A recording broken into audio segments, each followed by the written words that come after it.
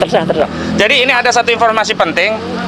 Jadi kan selama ini Saudara Joko Widodo selalu bernarasi akan menunjukkan ijazahnya di pengadilan. Nah, Dan hari ini saya selaku kuasa hukum Pak Roy Suryo dan kawan-kawan, tim mengajukan gugatan secara ikut ke Pengadilan Negeri Jakarta Selatan. Karena ada sejumlah tergugat, domisili hukumnya itu di Jakarta Selatan. Di antara yang kami gugat adalah Barreskrim Mabes Polri, Reskrim Polda Metro Jaya. Bismillahirrahmanirrahim. Assalamualaikum warahmatullahi wabarakatuh. Pertama kali saya sampaikan terima kasih sekaligus permohonan maaf kepada rekan-rekan media. Sedianya kan jam 11 tepat ya sesuai undangan kami, tapi ada sedikit kendala sehingga agak terlambat kompres di Polda Metro Jaya ini ya. Ingin saya sampaikan bahwa kami hari ini hadir dengan beberapa prinsipal, ada Pak Roy Suryo, ada Pak Rizal Fadilah, juga ada Bu Kurnia Trirohani, ada juga Rustam Afendi tadi datang ya. Ini adalah pihak-pihak yang belum lama ini naik statusnya menjadi terlapor setelah penyelidikan ditingkatkan menjadi penyidikan oleh Polda Metro Jaya, dan memang sudah kami terima SPDP, surat pemberitahuan dimulainya penyidikan, yaitu ditujukan kepada Kejaksaan Tinggi DKI Jakarta yang tembusannya juga disampaikan kepada klien kami selaku terlapor. Nah, hari ini agenda kami ada dua. Ada dua, yang pertama menyerahkan surat ke Kabak Wasidik Polda Metro Jaya, yang kedua menyerahkan surat ke Direskrimum Polda Metro Jaya. Surat yang pertama berkaitan dengan kami ingin menyampaikan permintaan atau permohonan untuk dilakukan gelar perkara khusus pada proses laporan Saudara Joko Widodo di Polda Metro Jaya, mengingat apa yang disampaikan oleh Kabid Humas Polda Metro Jaya, Kombes Pol Ade Arisam Indradi, yang telah meningkatkan penyelidikan kepada penyidikan berdasarkan gelar perkara Polda Metro Jaya. Itu gelar perkaranya tidak melibatkan kami selaku pihak yang berkepentingan, dalam hal ini selaku terlapor. Semestinya karena kasus ini sudah menjadi perhatian publik, harusnya ya berkaca pada kasus yang di Barreskrim Mabes Polri yang sebelumnya juga mengumumkan penghentian penyelidikan perkara dugaan tindak pidana dan pemalsuan dokumen ijazah palsu itu dihentikan sepihak, dan akhirnya kami mengajukan juga surat permohonan gelar perkara di Biro Wasidik Barreskrim Mabes Polri, dan surat itu ditindaklanjuti. Akhirnya kan pada tanggal 9 Juli 2025 yang lalu Biro Wasidik Barreskrim Mabes Polri telah mengadakan proses gelar perkara khusus yang sampai hari ini sebenarnya kita sedang menunggu hasil kesimpulan dan rekomendasi dari Biro Wasidik itu seperti apa. Nah, berangkat dari hal yang sama, karena Polda Metro Jaya melakukan tindakan repetisi kekeliruan yang dilakukan di Barreskrim Mabes Polri, yakni apa? Melakukan gelar perkara secara sepihak, padahal perkara ini perkara yang berkaitan dengan kepentingan publik. Juga perkara ini ada pihak-pihak yang menjadi terlapor, yakni klien kami, dan klien kami tidak dilibatkan dalam proses gelar perkara khusus di gelar perkara ya di Polda Metro Jaya. Namun Polda Metro Jaya secara sepihak kemudian meningkatkan status penyelidikan menjadi penyidikan, bahkan pasal-pasalnya luar biasa. Bukan hanya 310 KUHP tentang pencemaran, bukan hanya 311 tentang fitnah, bukan hanya 27A menyerang kehormatan melalui IT, tetapi juga ada pasal 160 tentang penghasutan, ada juga pasal 28 ayat 2 dan 28 ayat 3 ya, pemberitahuan bohong, juga ada penyebaran sara. Nah, juga yang paling penting ada pasal 35 dan 32 Undang-Undang ITE yang ancaman pidananya 12 tahun dan 8 tahun penjara. Jadi ini adalah satu tindakan yang normal, karena kami juga mengambil dasar hukum yang sama sebagaimana kami sebelumnya pernah mengajukan permohonan gelar perkara khusus berdasarkan ketentuan pasal 31 dan 33 Perkapolri nomor 6 tahun 2019. Hari ini pun kami akan menyerahkan surat permohonan gelar perkara khusus kepada Kabak Wasidik Polda Metro Jaya dengan dasar sama pasal 31 junto pasal 33 Perkapolri nomor 6 tahun 2019. Penting ini kami sampaikan karena harus ada tindakan berimbang yang sama, equal, agar ada jaminan keadilan dan kepastian hukum. Kalau di Barreskrim saja diadakan gelar perkara khusus, di Polda juga harus demikian. Dan sebenarnya yang kami sangat sayangkan adalah semestinya peningkatan status ini menunggu terlebih dahulu hasil gelar Wasidik Barreskrim Mabes Polri. Kenapa demikian?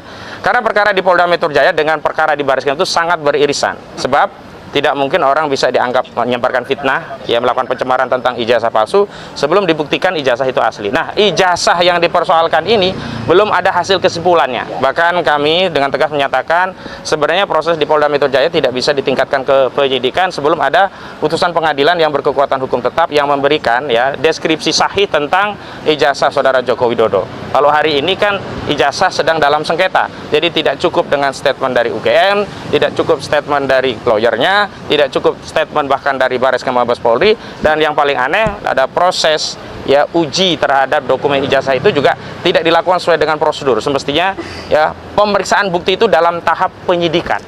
Ya, ngetes barang bukti itu di tahap penyidikan dengan disita barangnya, bukan di penyelidikan dengan model peminjaman. Jadi ini kan ketahuan banget motifnya hanya untuk menghentikan kasus, sehingga seolah-olah tidak ada perkara tidak pidana pemalsuan karena dihentikan di proses penyelidikan. Dan paling penting, di dalam KUHP tidak ada kewenangan penyidik untuk menghentikan penyelidikan. Yang ada kalau belum cukup bukti ya biarkan saja, suatu saat kalau ada lagi ya bisa dinaikkan lagi, tidak kemudian dihentikan. Kenapa? Kalau dihentikan nggak bisa diuji. Beda dengan penyidikan, kalau dihentikan ada SP3, yang SP3 itu bisa diuji dengan lembaga pra-peradilan. Yang kedua, nanti juga ada penjelasan lebih lanjut dari Bang Petrus ya. Ya. Yang kedua adalah kami menyerahkan surat permintaan ya kepada Reskrimum Polda Metro Jaya pada dua hal. Yang pertama, pemeriksaan terhadap Saudara Joko Widodo selaku pelapor dalam dugaan tindak pidana pencemaran dan fitnah. Yang kedua sekaligus permintaan agar ijazah yang katanya asli ya, kita nggak tahu asli atau tidak, ijazah yang katanya asli milik Saudara Joko Widodo itu disita karena dalam tahapan prosedur untuk membuktikan fitnah dan pencemaran itu ijazah itu harus dites laboratorium forensik lagi berdasarkan LP yang dilakukan oleh Saudara Joko Widodo di 30 April 2025 yang lalu. Tidak boleh meminjam hasil dari Bareskrim Mabes Polri, dan penyidik Polda Metro Jaya juga tidak punya kewenangan menyita hasil dari Bareskrim Mabes Polri karena itu adalah proses yang berbeda, terpisah, berbeda, subjeknya berbeda, pelaku penyelidiknya berbeda, sehingga tidak bisa disatukan. Dan paling penting adalah ada kekhawatiran kami kalau tidak disita. Ini kan sudah banyak ya kasus-kasus belum sampai selesai itu kebakaran ya. Di Kejaksaan Agung lagi memeriksa perkara tertentu kebakaran. Di Pasar Pramuka ada modus operandi pemalsuan di sana juga kebakaran. Nah, khawatir juga ini ya, belum sampai ke persidangan tiba-tiba rumah dari pelapor di Solo kebakaran dan dokumen itu kan hilang. Kan berbahaya itu. Maka sebaiknya harus disita terlebih dahulu oleh penyidik di Polda Metro Jaya. Dan yang paling penting, karena urutannya adalah dalam penyidikan itu saksi korban terlebih dahulu yang harus diperiksa, jadi harus ya Saudara Joko Widodo yang terlebih dahulu diperiksa. Jangan sampai nanti tiba-tiba mereksain, manggil-manggilin klien kami sementara Saudara Joko Widodo belum diperiksa. Dan yang paling penting ternyata sudah ada panggilan terhadap Saudara Joko Widodo, dan saya ketahui pagi tadi dalam sebuah dialog TV nasional di Apa Kabar Indonesia Pagi, tidak saya sebutkan nama medianya, kalau nggak salah TV One begitu ya. Oh, sudah saya sebutkan ya. Itu sebutkan sebenarnya sudah ada panggilan kepada Saudara Joko Widodo untuk hadir. Waktunya kapan saya tidak tahu, tetapi Saudara Joko Widodo mengaku sakit dan minta untuk di-reschedule. Tapi anehnya untuk panggilan polisi dia mengaku sakit, tidak bisa hadir ke Polda Metro Jaya, tapi dia hadir dalam agenda politik di Kongres Partai Solidaritas Indonesia. Nah, sebenarnya selama ini yang bermain politik itu siapa? Kan kita ya dianggap ada agenda besar, perasaan politik Saudara Joko Widodo, ada pihak-pihak yang mencoba untuk mendowngrade dirinya, ya, menjatuhkan reputasi politiknya. Nah, tindakan Saudara Joko Widodo yang tidak memenuhi panggilan pada saat yang sama dengan alasan sakit justru hadir di acara Kongres PSI, itu justru yang mendowngrade reputasi Saudara Joko Widodo. Harusnya sebagai warga negara, apalagi mantan presiden 2 periode, sebagai bapak bangsa, negarawan, dipanggil polisi datang. Dan lucunya ya, pihak Polda Metro Jaya tidak pernah memberikan respon kompres bahwa Saudara Jokowi ya dipanggil tapi tidak hadir, mangkir misalnya begitu kan. Tapi kalau di klien kami baru klarifikasi saja, undangan klarifikasi tidak hadir, langsung disebutkan kami sudah mengundang, memanggil terakhir, agak kecengklak ya katanya, oh terakhir maaf bukan memanggil tapi mengundang, tapi tidak hadir. Nah, hari ini kenapa giliran kubu Saudara Joko Widodo tidak hadir, tidak ada kompres resmi dari Polda Metro Jaya, tidak juga pernah menerangkan bahwa panggilan itu sudah patut dan kapan akan diperiksa lebih lanjut. Jadi salah satu ya parameter keadilan itu jika proses prosedur dan tahapan dalam penyelidikan dan penyidikan itu diberlakukan secara sama. Jadi itu yang kami ingin sampaikan kepada Kabak Wasidik dan juga Reskrimum Polda Metro Jaya, dan surat nanti akan kami serahkan. Tapi karena di sini ada klien prinsipal, kami juga akan persilahkan klien prinsipal untuk menyampaikan pandangannya. Pertama kepada Pak Roy Suryo, silakan Pak. Oh, lawyer. Pak Roy Suryo, Pak Roy ya. Silakan. Baik. Nanti Pak Roy. Assalamualaikum warahmatullahi wabarakatuh. Waalaikumsalam warahmatullahi wabarakatuh. Ya, saya tidak ingin mengulangi apa yang sudah disampaikan oleh Pak Ahmad Kosinudin, ya, koordinator non litigasi, sembari kita menunggu koordinator litigasi Pak Petrus Celestinus dan juga nanti penjelasan dari kuasa-kuasa hukum kami dan juga dari prinsipal yang lain, ya. Banyak banget ya. Jadi yang pertama adalah benar bahwa hari ini karena saya adalah yang prinsipal, jadi kami yang kemudian dibela oleh GIB ini, jadi kami patut dan wajib datang. Oleh karena itu, ya, saya pun mengatakan kami selaku quote and quote terlapor itu sudah siap 11.000 triliun % siap untuk hadir. Ya, tetapi sama seperti tadi yang disampaikan Pak Ahmad Kosinudin, dalam perkara ada yang melapor, seharusnya pelapor itu duluan yang diperiksa. Ya, pelapor itu duluan, urutannya begitu, dalam urutannya juga begitu. Jadi tidak lazim, tidak umum, bahkan aneh jika pelapornya, saya makanya juga tanya, kenapa pelapornya belum diumumkan untuk diundang atau dipanggil ya untuk datang? Ya, karena dalam perkara ini saja sebenarnya sudah ada yang main-main. Dari 5 pelapor di masing-masing Polres itu ada 2 ya. Kalau nggak salah satunya Karahayang, satunya siapa gitu ya? Andi Kurniawan. Bukan, yang Andi Kurniawan, Lekumanan itu serius. Satu lagi serius lagi. Kapriani. Kapriani sama satu lagi yang Karahayang yang gugur. itu tidak serius. Polda harus mengumumkan juga bahwa ada pelapor yang tidak serius, sudah lapor, capek-capek Polda itu melakukan proses undang klarifikasi, ternyata pelapornya malah nggak hadir, dia mangkir.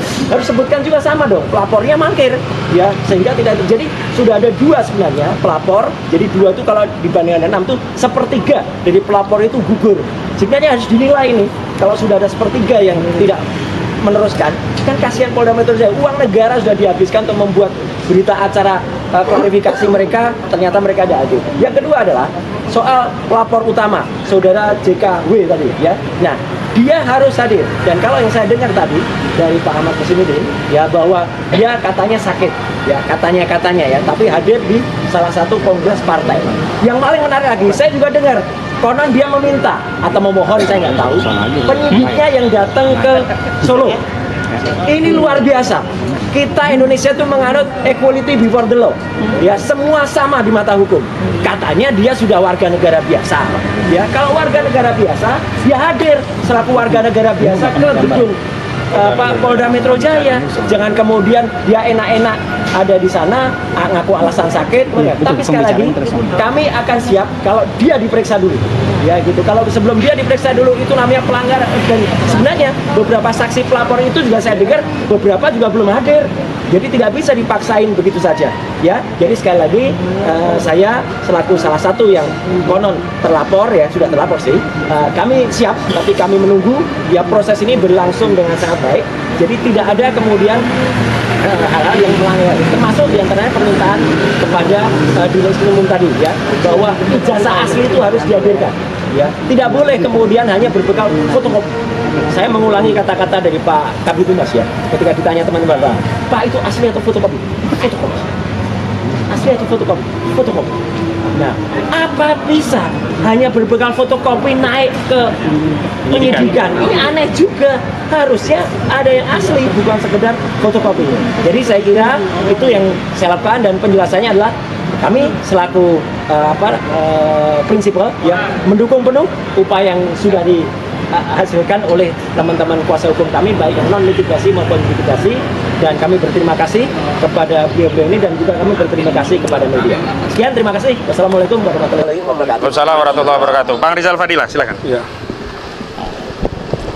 Terima kasih. Assalamualaikum warahmatullahi wabarakatuh. Waalaikumsalam warahmatullahi wabarakatuh. Yang pertama adalah penyelidikan yang naik ke penyidikan itu menggambarkan ketidakadilan atau kezaliman. Ya. Jadi yang terjadi ini adalah proses kezaliman, ya, melalui hukum. Tapi sebenarnya kita semua tahu di belakang ini adalah persoalan politik. Ini bukan hukum murni. Ini adalah penunggangan hukum oleh kepentingan politik atau kepentingan pejabat politik atau mantan pejabat politik. Saya kira rakyat bangsa Indonesia harus tahu ini bukan kasus hukum. Karena pelanggaran-pelanggaran hukum sudah sangat nyata. Misalnya pada saat pelaporan di Polda Metro Jaya ini, ya Joko Widodo itu datang dengan sangat cepat prosesnya. Hari itu melapor, hari itu dibuat BAP, hari itu juga dibuat surat perintah penyelidikan. Kemudian juga pelaporannya tadi sudah disinggung, hanya sekedar fotokopi. Kalau kita mungkin punya pengalaman, kalau melaporkan sesuatu di tingkat polsek saja, gitu ya, itu kalau tidak ada yang aslinya ditunjukkan, ditolak laporan itu, gitu ya. Ini di tingkat Polda, bagaimana fotokopi ijazah begitu saja diterima? Saya kira itu persoalan serius loh, gitu, dari pelanggaran hukum tadi. Tapi karena nuansanya politik, maka dianggap sah-sah saja. Tapi itu akan menjadi presiden buruk, sekaligus akan menjadi persoalan ke depan yang kita akan terus lawan atas kesalahan hukum seenaknya saja melakukan tindakan seperti itu. Kemudian juga ini penyelidikan awalnya hanya klarifikasi. Klarifikasi itu bukan pro justisia awalnya, tapi tiba-tiba kok naik jadi penyidikan. Penyidikan itu pro justisia. Harusnya setelah BAK, berita acara klarifikasi, itu berita acara pemeriksaan, BAP dulu, pro justisia, baru bisa naik ke penyidikan. Ini loncat-loncat saja ini. Inilah persoalan hukum yang kita maksudkan tadi, bahwa ini bukan hukum murni, tapi ini ada nuansa politiknya. Dan kaitan dengan yang disampaikan tadi kuasa hukum, ya kami sebagai prinsipal mengapresiasi apa yang dilakukan itu adalah satu nafas, satu jiwa antara klien atau prinsipal dengan kuasa hukum. Ini menyangkut perjuangan untuk menegakkan kebenaran, kejujuran, dan keadilan. Oleh karena itu, desakan agar Jokowi datang, Jokowi membawa ijazahnya yang miliknya, yang belum atau kita duga tidak asli, dan disita. Ya, karena itu akan menjadi dasar bagi proses berikutnya. Tanpa adanya penyitaan, maka kita tidak bisa mendapatkan kepastian hukum ke depannya. Jadi ini merupakan persoalan yang sangat serius. Oleh karena itu, seharusnya juga kita menunggu putusan dari proses yang ada di Bareskrim, karena di Bareskrim itu justru yang punya potensi untuk menjadi terdakwa adalah Joko Widodo. Dia potensial menjadi terdakwa karena bukti-bukti kami menunjukkan ijazah yang disebut asli itu tidak identik dengan ijazah-ijazah lain yang sudah diuji oleh para ahli kita, Dr. Roy, Dr. Rismon, dan yang lain-lainnya. Artinya tidak identik. Kalau tidak identik, palsu.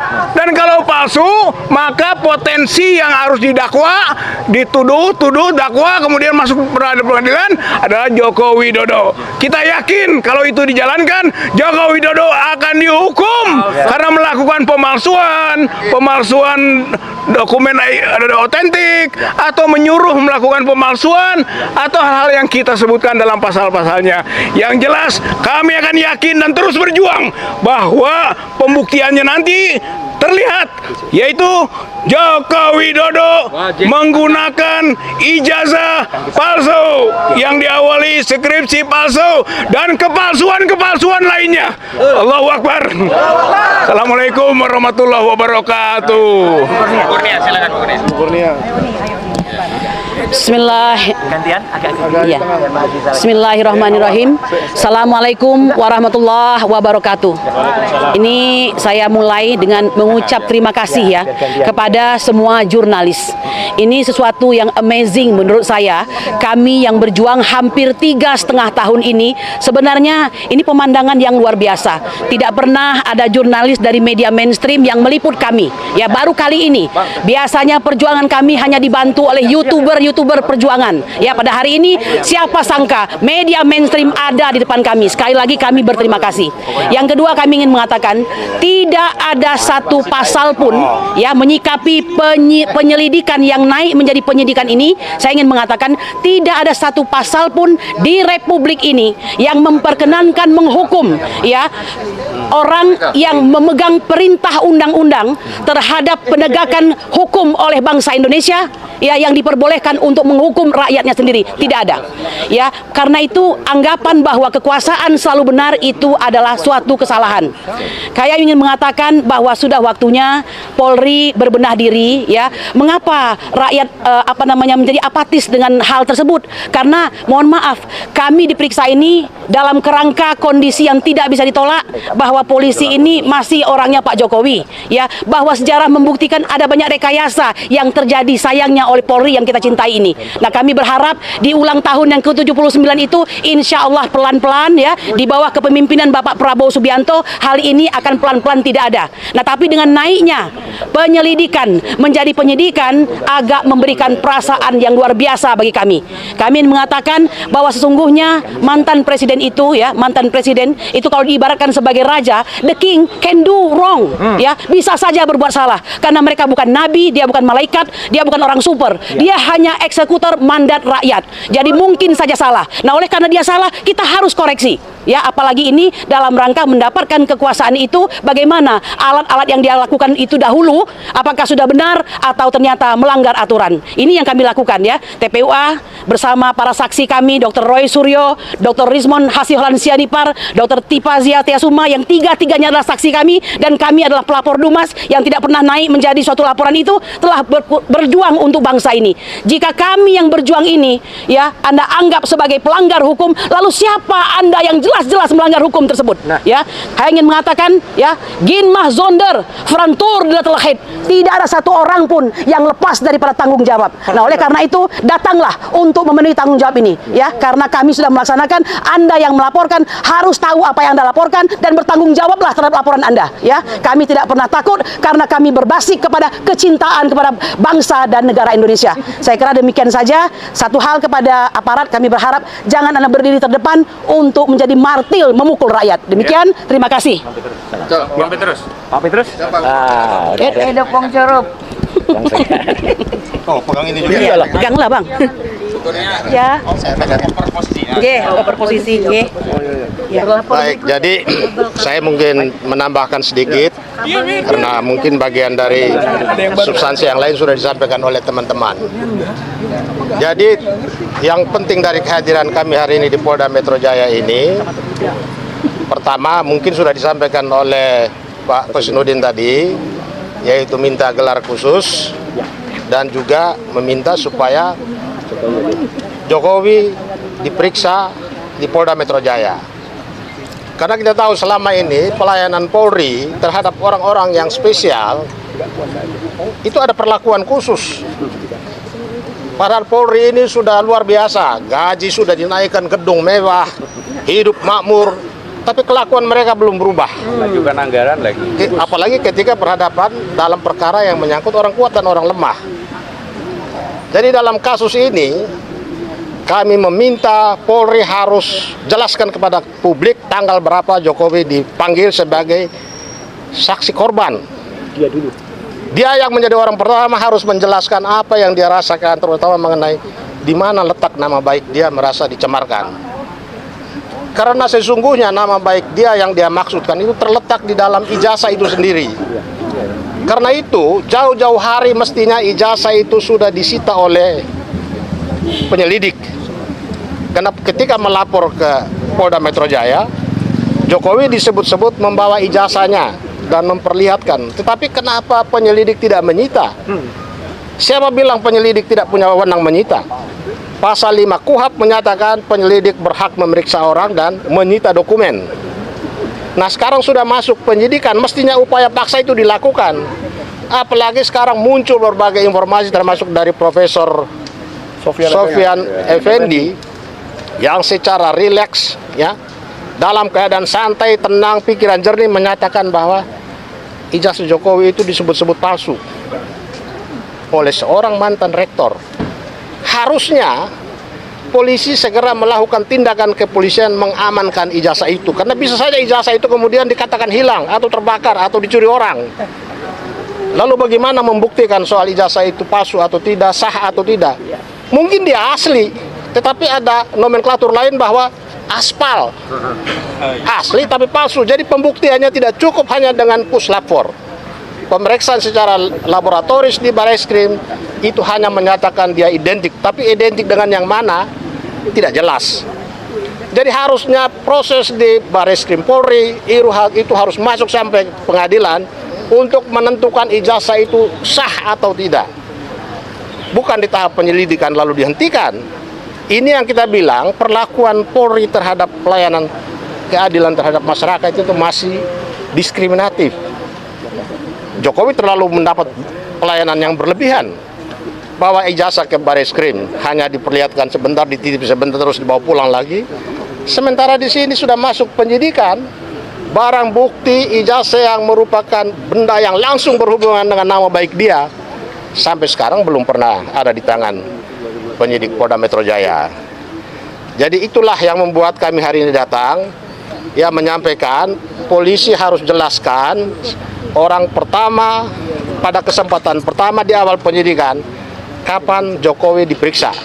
Masyarakat menunggu karena Polri sendiri sudah mengakui bahwa perkara ini adalah perkara dengan perhatian masyarakat yang sangat luas, bersifat nasional. Jadi masyarakat harus tahu, harus terbuka. Sekedar menyatakan bahwa tanggal sekian kami panggil Jokowi sebagai saksi korban untuk pertama kali dia didengar dan diperiksa. Bukan dia bercerita lalu cipika-cipiki terus bawa pulang ijazah. Tidak bisa begitu. Jadi saya kira itu saja. Terima kasih.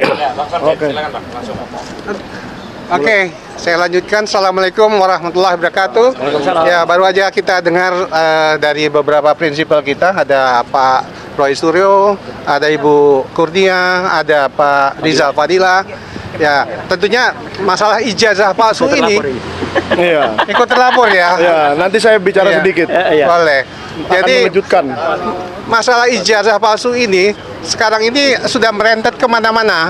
Jadi dalam arti tidak yang terimbas daripada kena gelombang dari ijazah palsu ini sekarang sudah kemana-mana. Jadi termasuk juga yang disampaikan tadi termasuk juga terhadap Profesor Sofyan Effendi yang mantan rektor Universitas Gadjah Mada 2002-2007 yang menyatakan dengan sebenar-benarnya, dengan sesantai-santainya kalau dia sebagai rektor 5 tahun memegang Universitas Gadjah Mada, setelah dia melihat, dia memeriksa, tidak mungkin kalau saudara Joko Widodo itu mempunyai ijazah palsu, ijazah asli Gadjah Mada. Sehingga dalam hal ini saya hanya ingin menyampaikan pada kesempatan ini kalau masalah ijazah palsu saudara Joko Widodo ini tidak hanya ditujukan kepada saudara Roy Suryo dan kawan-kawan, tapi sudah merembet kemana-mana. Terima kasih. Assalamualaikum warahmatullahi wabarakatuh. Iya. Assalamualaikum warahmatullahi wabarakatuh. Jadi ada hal yang penting harus diketahui di dalam Undang-Undang Pelindungan Saksi dan Korban itu pasal 2, orang yang melaporkan itu harus ditindaklanjuti. Pasal 2 itu undang-undang ya. Jadi harus sampai putusan itu ingkrah. Nah, ini kan yang terjadi kepada Bang Egy yang sudah mengajukan laporan tanggal 9 Desember sampai sekarang Dumas tidak jelas. Malah dihentikan dalam penyelidikan. Penyelidikan itu bertentangan dengan KUHP 109. 109 menyatakan tidak mengenal yang namanya penyelidikan dihentikan. Yang bisa adalah penyidikan baru dikeluarkan SP3. Nah, ini semua ditabrak. Apalagi tadi sudah dijelaskan banyak hal ya sama rekan-rekan baik penisipan maupun para lawyer di sini sudah dijelaskan. Jadi ada beberapa undang-undang yang semua ditabrak. Jadi poin yang paling penting DPR sudah membuat Undang-Undang Pelindungan Saksi dan Korban pasal 2 harus jika ada orang yang melaporkan tidak bisa dilaporkan balik. Itu undang-undang yang menyatakan, bukan kita gitu loh ya. Maka kalau mau melakukan itu cabut dulu undang-undang itu baru melakukan itu gitu loh ya. Ditambah lagi penguatan 109 KUHP bahwa tidak ada yang namanya penyelidikan itu dihentikan. Tidak pernah ada gitu loh ya. Kita mau pakai undang-undang apa mau pakai aturan yang lain. Saya kira mungkin itu. Terima kasih. Wassalamualaikum warahmatullahi wabarakatuh. Michael Sinaga, salah satu terlapor, silakan. Nah, Banyak-banyak.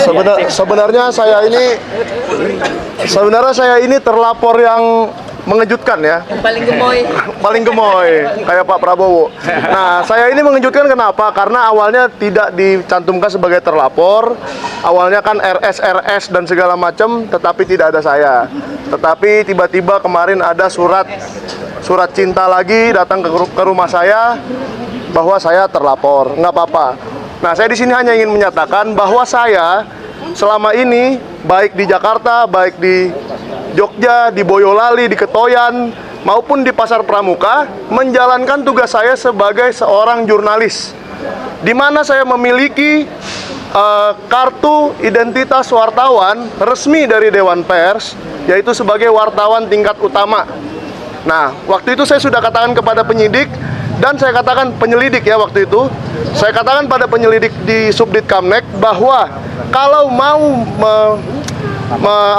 membahas mengenai isi pemberitaan yang kawan-kawan jurnalis di sini semua pasti tahu, kita harus melalui mekanisme Dewan Pers, yaitu diajak ke Dewan Pers bersama Bapak Joko Widodo yang tidak terima namanya dicemarkan katanya oleh pemberitaan saya. Nah, dan saya akan temui dengan senang hati Bapak Joko Widodo di Dewan Pers supaya kita duduk bersama di satu meja dan saya berikan hak jawab. Itulah yang sebenarnya harus dilakukan oleh Bapak Joko Widodo dan kepada penyidik Polda Metro Jaya juga supaya mengerti Undang-Undang Nomor 40 Tahun 99 mengenai pers.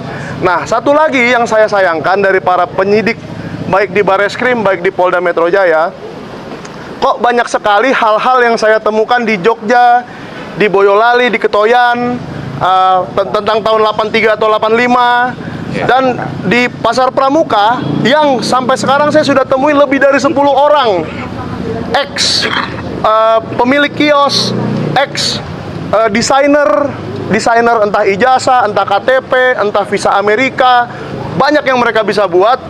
Masa sih Polsek Matraman, Polres Jakarta Pusat, Polda Metro Jaya tidak mengetahui orang-orang itu? Bahkan beberapa diantaranya sudah pernah ditangkap ya, sudah pernah terkena kasus dokumen palsu.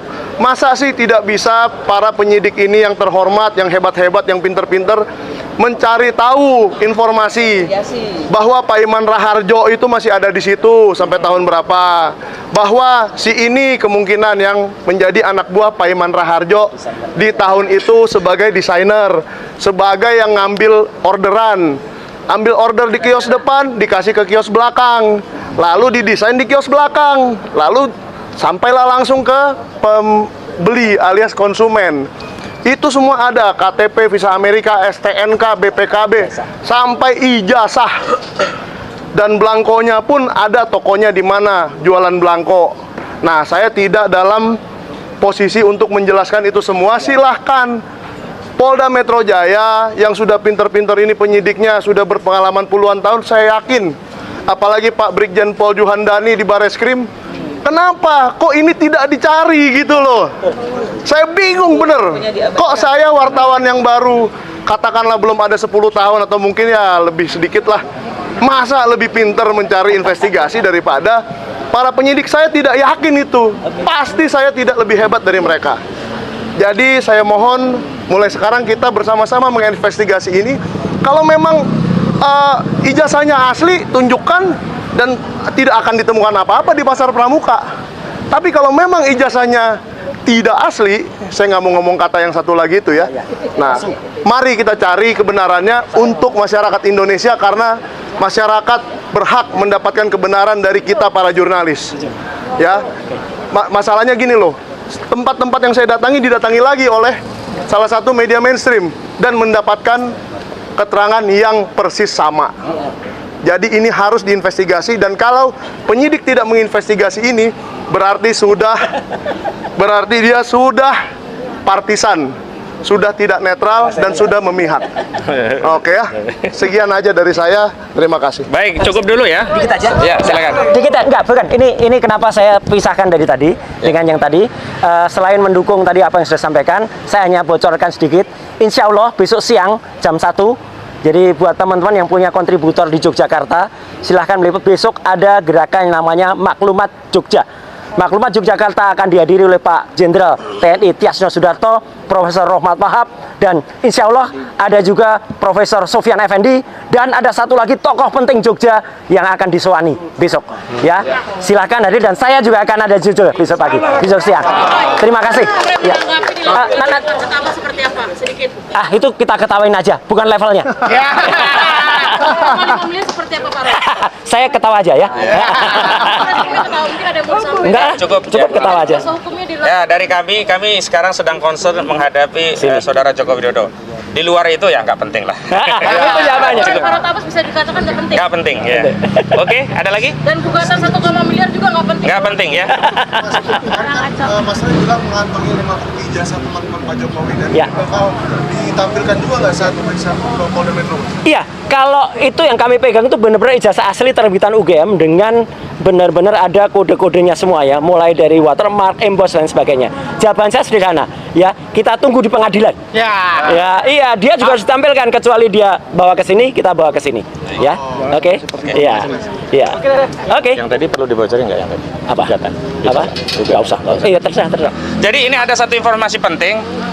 Jadi kan selama ini saudara Joko Widodo selalu bernarasi akan menunjukkan ijazahnya di pengadilan. Nah, Dan hari ini saya selaku kuasa hukum Pak Roy Suryo dan kawan-kawan, tim mengajukan gugatan secara ikut ke Pengadilan Negeri Jakarta Selatan. Karena ada sejumlah tergugat, domisili hukumnya itu di Jakarta Selatan. Di antara yang kami gugat adalah Bareskrim Mabes Polri, Reskrim Polda Metro Jaya, kemudian UGM, Wali Amanat UGM, Saudara Joko Widodo, Dian Sandi, Pak Iman Raharjo, ada 11 KPU Pusat, KPU Solo, KPU DKI Jakarta.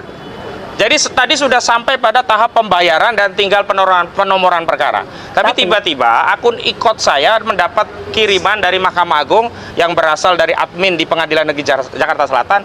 Gugatan kami tidak dapat didaftarkan. Alasannya yang lucu apa? Karena belum melengkapi bukti yang dileges oleh kantor pos. Ini lebih lucu. Agenda pembuktian itu nanti kalau sudah dipanggil, mediasi, pembuktian baru. Nggak pernah kami menggugat ditolak. Itu prosedurnya. Iya, tapi kami menduga kuat intervensi dari kekuasaan Solo ini bukan hanya meliputi institusi kepolisian, bahkan sudah sampai ke institusi pengadilan. Karena tidak lazim ya pengadilan itu menolak orang mendaftar gugatan. Karena asasnya hakim itu tidak boleh menolak perkara yang disampaikan kepada dirinya. Ini apa kepentingannya? Kok tiba-tiba menolak? Nanya bukti, uang agenda pembuktiannya nanti di sidang saja belum, kok nanya bukti? Memang di ikut itu biasanya kita berikan bukti awal, dan bukti awal sudah dimasukkan. Kenapa kita masukkan bukti awal? Karena itu syarat. Dan ketika sudah ada tagihan tadi sekitar 2.800.000 lah, itu berarti syaratnya udah lengkap. Begitu kami bayar, itu kan tinggal menomori untuk pengadilan. Kok nggak dinomori, malah dikirimi surat gugatan Anda ditolak karena nggak ada bukti yang dinezegel. Ini ngawur. Jadi Uangnya dikembalikan nggak, Pak? nah, uangnya memang katanya kalau perlu diambil silahkan ambil di pengadilan. Tapi terus terang kami akan mengambil upaya hukum terkait ini. Nanti tunggu apa yang akan kami ambil terkait tindakan pengadilan yang justru bertentangan dengan asas hakim itu tidak boleh menolak perkara yang disampaikan kepadanya. Demikian. Cukup dulu ya. Farod Abbas dilaporkan. Udah cukup lah. Nggak usah. Karena motif ekonomi. Media artis sih. Saya yang melarang klien saya menanggapi Farod Abbas karena nggak penting. Lebih baik Pak Iman Raharjo datang aja ke Polda. Itu lebih jelas. Larang atas cari panggung gitu. Itu mah odong-odong. Ya di sini yang kecil bang. Hah? Nggak ada mana. Itu tuh sama parip tuh. Parip. Ada nggak? Iya guys. Nah. Ini ada Bung Rizal Fadilah. Mama RM mana? Mana? Sini.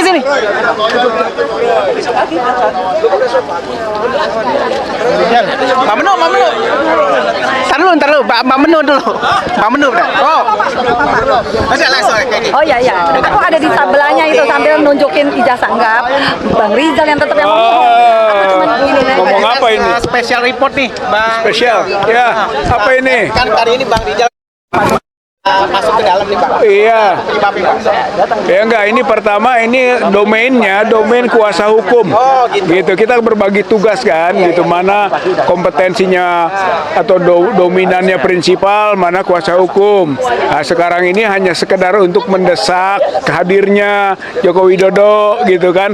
Kemudian juga bawalah ijazahnya, lalu juga disita, itu adalah bab hukum gitu ya. Oleh karena itu kita sebut tadi domainnya kuasa hukum. Jadi saya dan Dr. Roy Suryo nggak usah hadir, saya kira, untuk ikut ke dalam.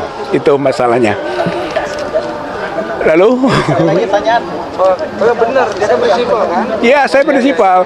Saya kira prinsipal itu nanti akan berbicara tentang yang prinsip-prinsip, gitu ya. Konteks hukumnya itu kuasa hukum. Gitu. Ini berbagi tugas saja, sebenarnya bukan masalah apa-apa, gitu kan. Gitu. Oke, Ini Bu Benuk. Bu Benuk. Mama RM. RM. Oh iya, munduran. Oh, banyaknya. Oke. Silakan. Gini, Assalamualaikum warahmatullahi wabarakatuh. Waalaikumsalam warahmatullahi wabarakatuh. Kami di sini untuk mensupport atas ketidakadilan terhadap para tokoh, dan juga kami juga prihatin terhadap terjadinya banyak proses hukum yang kita pikir itu semuanya di luar Nurul, Nalar, ya, Mbak Nurul. Nah, dan satu lagi nih, kita sekarang karena memang sekarang subjeknya adalah ijazah palsu ya, disinyal ijazah palsu. Aspal bukan aspal. Betul, bukan. Dan kami ini hanya ingin stop kegaduhan. Kemudian, dan ingin ini kebetulan ini adalah rumahnya polisi ya, yang sebagai aparat ya. Pak, apa sih susahnya Pak, kalau Bapak itu memakai kekuasaan Bapak itu untuk juga menekan Jokowi untuk membawa ijazah aslinya, bukan fotokopi. Ini contohnya Pak. Kita itu hanya sebagai ibu-ibu, tapi mudah banget kok. Ini tuh adanya cuma di lemari doang Pak. Kita nggak simpen di mana-mana. Dan saya ini memang ini bukan ijazah universitas, tapi ini adalah ijazah sekolah. Itu menandakan begini, ijazah kuliah kita biasanya itu adanya di atas, ya, dan itu akan lebih mudah dicari dibandingkan SMP atau SMA. Jadi artinya harusnya Pak Jokowi itu harusnya lebih mudah untuk membawa ijazahnya. Tidak usah tidak usah mengkriminalisasi semua, dan nggak usah juga pada banyak orang yang membela.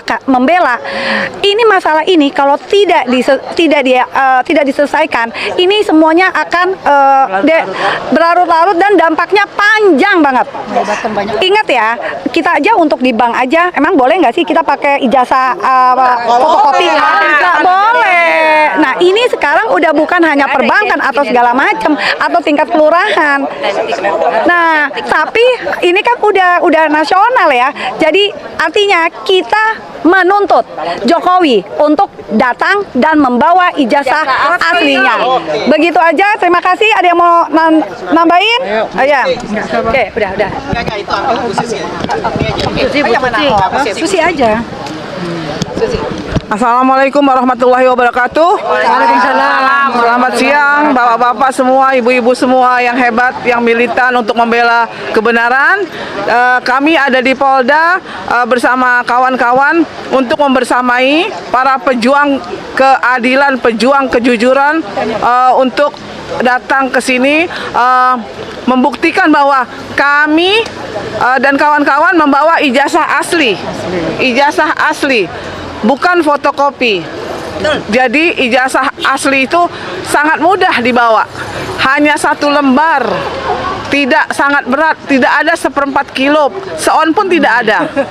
Jadi mohon bapak-bapak yang berwenang dan yang berwajib, tunjukkanlah ijazah asli pemimpin kami itu. Karena apa? Supaya tidak ada kegaduhan terlampau lama, tidak ada polemik, dan kejujuran itu hebat. Jujur itu hebat. Tetapi kalau slogan aja berarti kita sangat sedih ya. Karena kalau slogan jujur itu hebat seperti KPK tidak dilaksanakan jujur itu hebat, sama aja kita membuang-buang waktu untuk membuang-buang tenaga, membuang-buang energi untuk sesuatu yang tidak bermanfaat.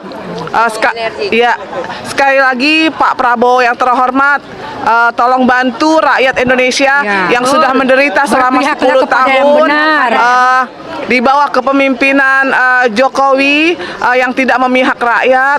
Kami mohon Bapak adalah sebagai pejuang, sebagai jenderal, sebagai presiden dan pemimpin kami yang hebat, yang dapat membela rakyat, dapat membela bangsa ini dari kegaduhan. Sekali lagi, Assalamualaikum warahmatullahi wabarakatuh. Mohon maaf lahir batin. Waalaikumsalam warahmatullahi wabarakatuh. Assalamualaikum warahmatullahi wabarakatuh.